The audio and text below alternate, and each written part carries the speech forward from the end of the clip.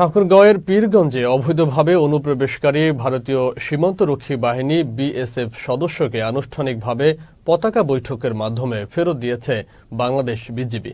মঙ্গলবার উপজেলার চান্দেরহাট সীমান্ত দিয়ে ফেরত দেয়া হয় বিএসএফ সদস্যকে। স্থানীয়রা জানান, সকালে পীরগঞ্জ উপজেলার চান্দেরহাট সীমান্ত এলাকায় নিজ জমিতে 2 থেকে 3 জন নারীসহ কয়েকজন যুবক গবাদি পশু লালন পালনের জন্য ঘাস কাটতে যায়। এ সময় ভারতের দক্ষিণ গৌরীপুর ক্যাম্পে বিএসএফ সদস্যরা তাদেরকে ধাওয়া দেয়।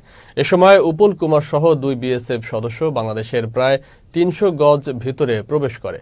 বাংলাদেশের নাগরিকদের গুলি করতে চাইলে একত্রিত হয়ে উপল কুমারকে আটক করে কোনাপাড়া গ্রামে নিয়ে এসে বিজিবি সদস্যদের খবর দেয়।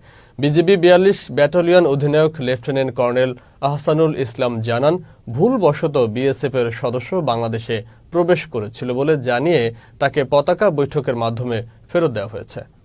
গরু ছাগল নিয়ে বাংলাদেশের জমিতে কাজ করতেছে।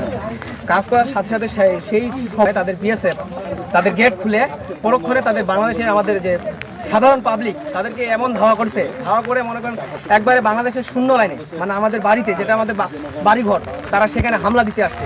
বেলা 11টার দিকে আপনার একজন বিএসএফ সদস্য ভুলক্রমে আমাদের বাংলাদেশের মধ্যে ঢুকে পড়ে। তো তাকে আমরা আপনার যে আমাদের প্রসিডিওর পতাকা বৈঠকের মাধ্যমে এই কিছুক্ষণ আগে আমরা তাকে বিএসএফের কাছে আবার হ্যান্ডওভার করলাম। বর্ডারে আমরা সবসময় যাই আশেপাশে, তো বর্ডার থেকে বিএসএফ ক্যাম্প মধ্য গৌরীপুর কালিয়াগঞ্জ থানার উত্তর দিনাজপুর, তো ওখান থেকে বিএসএফরা গেট খুলাই এদিকে ডিউটিতে আসে এবং বাংলাদেশের এই লোকগুলাকে আমাদেরকে পিটাইতে আসে লাঠি নিয়ে আর একজন অস্ত্র নিয়ে।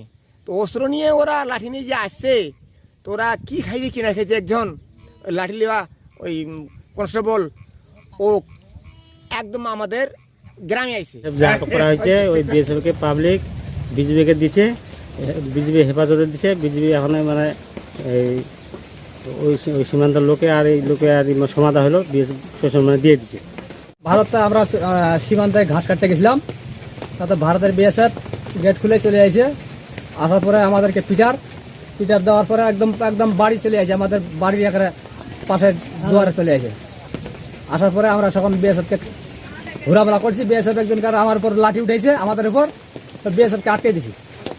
আটকে দেওয়ার পরে বিজিবিকে ফোন দিছি, বিজিবি আইসে।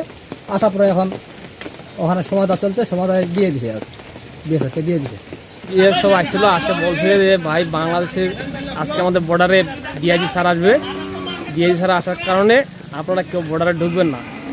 দুজন পাবলিক সামনে গিয়েছিল আমাদের সীমান্ত এলাকায়, দিয়ে একটা ছাগল গেছে ওইদিকে, ওখানে জায়গা পড়ে আছে। বিএসএফ দ্রুতভাবে আসে, তাদেরকে তাড়া করে আমাদের গ্রামের বাড়িতে চলে আসে। আসার পর আমরা বিএসএফকে আটক করে পাবলিককে আটক করার পর বিজিবিকে ফোন দিছি। বিজিবি আসার পর তাকে হেফাজতে নিয়ে নিছে।